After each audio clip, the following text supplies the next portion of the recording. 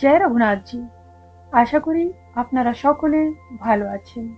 আজকে আমরা জানব যে অথক প্রয়াস করবার পর যখন এক কুশল সাধকের কুণ্ডলিনী জাগ্রত হয়, তো তখন সাধকের সাথে কি কি হতে থাকে।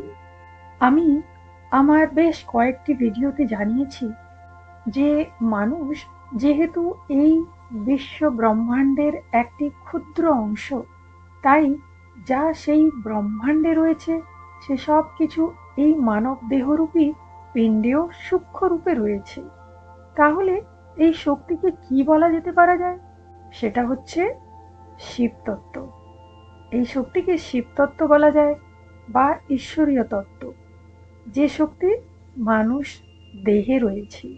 তাই যখন কুণ্ডলিনী জাগ্রত হতে থাকে তখন প্রথমেই রুট চক্রে, আমি নাম্বার ওয়াইজ বলছি যাতে বুঝতে সুবিধে হবে। নাম্বার ওয়ান, প্রথমেই রুট চক্রে স্পন্দন হওয়া আরম্ভ হয়, এটা সাধক কিন্তু বুঝতে পারে। নাম্বার টু, তারপর এই স্পন্দনটি ক্রমশ মেরুদণ্ডেও হতে থাকে, আর মনে হয় যে মেরুদণ্ডে নিচের থেকে কিছু যেন উপরের দিকে আস্তে আস্তে করে উঠে যাচ্ছে, যেমন ছোট ছোট পোকা পিঁপড়ে ইত্যাদি হাঁটে ওই ধরনের মনে হয়। আর এটা কিন্তু প্রায় সবসময় হয়, এই নয় যে এক আধবার হয়ে বন্ধ হয়ে গেল, তাহলে তো কেউ এই বিষয়ে লক্ষ্যই রাখতো না। কিন্তু এটা প্রায় হতে থাকে, ম্যাক্সিমাম টাইম হতেই থাকে। নাম্বার থ্রি, কুণ্ডলিনী জাগরণ হয়ে গেলে সাধকের সম্পূর্ণ দেহে প্রচুর গরম ভাব উৎপন্ন হতে থাকে। এটা কুণ্ডলিনী জাগরণের সময় প্রারম্ভিক লক্ষণ।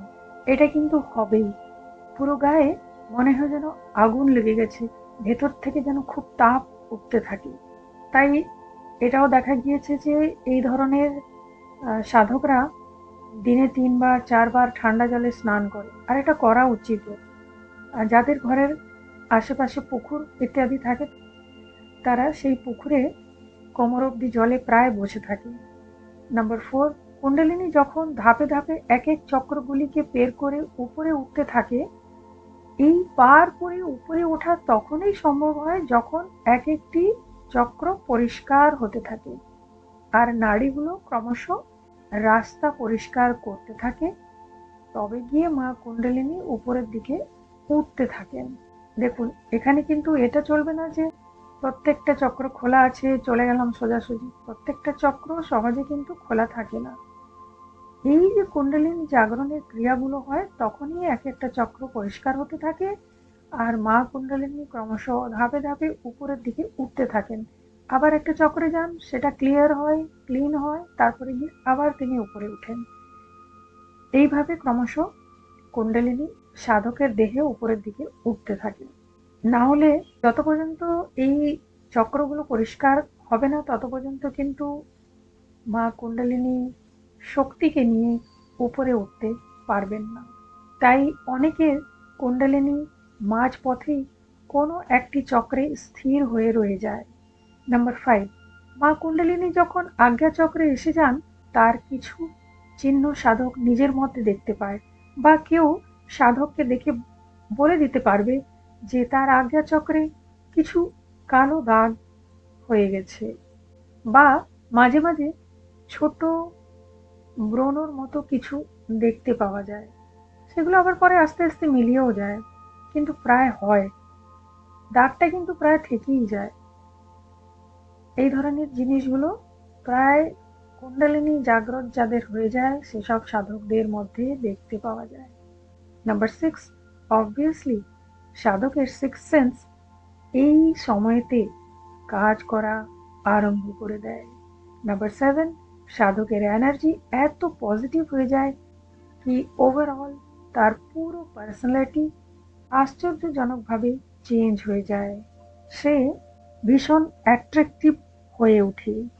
তাই এই ধরনের সাধকের সাথে বসতে বা কথা বলতে খুব ভালো লাগে, কেননা ওদের যে ভাইবসটা অনেক পজিটিভ থাকে, ওরা কথাবার্তা ভীষণ পজিটিভ বলেন। আর তাদেরকে তাই অনেক সময় দেখা গিয়েছে যে কেউ ছেড়ে যেতে চায় না, উনি যে ওরা যেখানেই বসে থাকবে চারপাশে অনেকে এসে জড়ো হয়ে যায়, বিভিন্ন রকমের জ্ঞানের কথাবার্তা চলে, তখন খুব ভালো লাগে ওদের কথাগুলো শুনতে।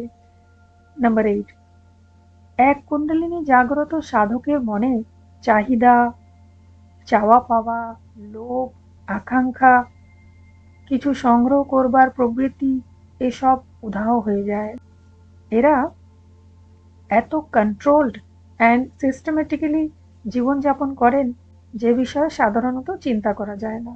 নাম্বার 9, এই সাধকের মুখ থেকে বেরোনো কথা প্রায় দেখা গিয়েছে 100% সত্য সাবিত হয়ে যায়। নাম্বার 10, নর্মালি এরা নিজের জন্য কিছু পাওয়ার ইচ্ছা রাখে না, কিন্তু যদি অন্যের জন্য এরা প্রে করে দেন তো দেখা গিয়েছে তাদের কাজ হয়ে যায়। আর সব থেকে বড় কথা হচ্ছে, যেহেতু এরা নিজের জন্য কোনো চাহিদা রাখেন না, তাই মনে হয় দিব্য শক্তিরা এদের যা কিছু দেওয়ার সে সব কিন্তু দিতেই থাকে। বন্ধুরা, এই যে আমি 10টা লক্ষণ জানালাম এক কুণ্ডলিনী জাগ্রত সাধকের মধ্যে, এগুলো দেখতে পাওয়া যায়। তাছাড়াও অনেক অদ্ভুত তাদের মধ্যে পরিবর্তন হয়, সেগুলো আমি আবার কোনো ভিডিওতে পরে বলবো। কিন্তু বিশেষভাবে প্রমুখ 10টি লক্ষণ যেগুলো দেখতে পাওয়া যায় সেগুলো আমি এখন এখানে জানিয়ে দিলাম। এরপরে স্ক্রিনে যে প্রশ্ন দেখা যাচ্ছে তার উত্তরটি দিয়ে দিই।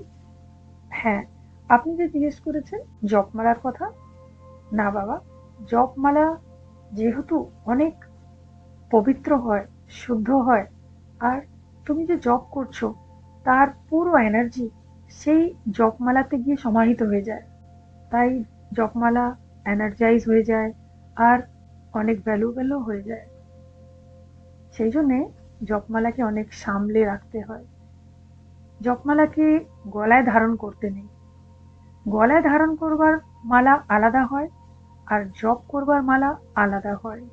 তো জপ করবার মালাকে কখনো গলায় ধারণ করতে নেই।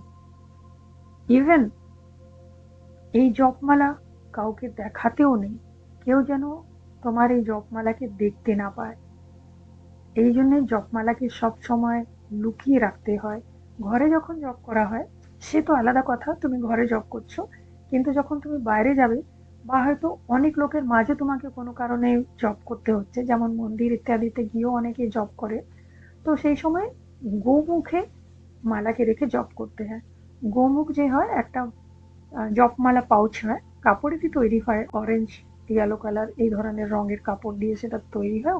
এই জপমালা রাখবার সেই যে পাউচ থাকে তাকে গোমুখ বলা হয়, গোমুখীও বলা হয়।